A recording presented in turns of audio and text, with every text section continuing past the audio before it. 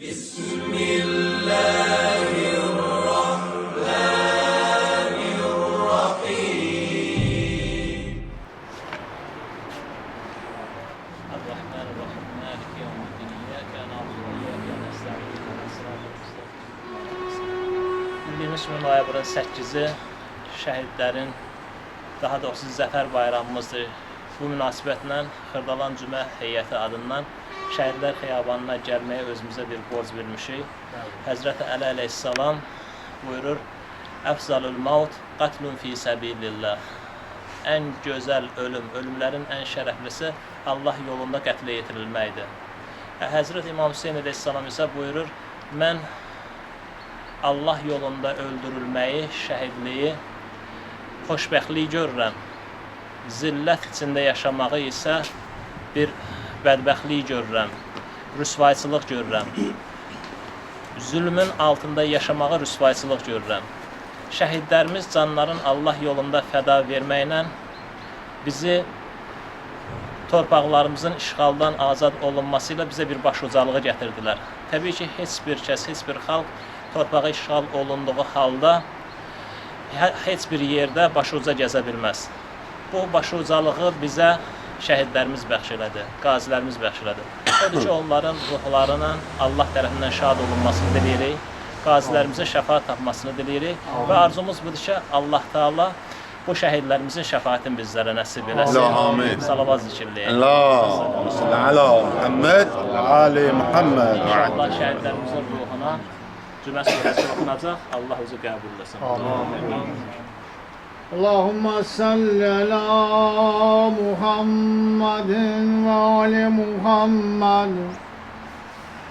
Euzu billahi mineşşeytanirracim. Bismillahirrahmanirrahim.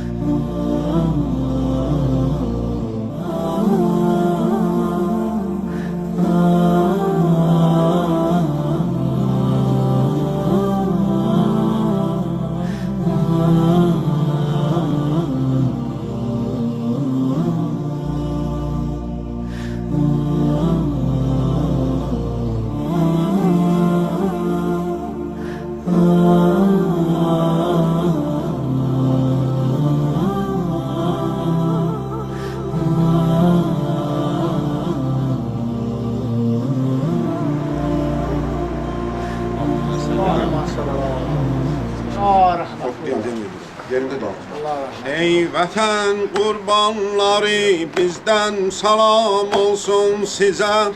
Cəbhənin aslanları, bizdən salam olsun sizə. Ey vətən qurbanları, bizdən salam olsun sizə. Zahirən torpaqlar altında yatım gül peykərüz.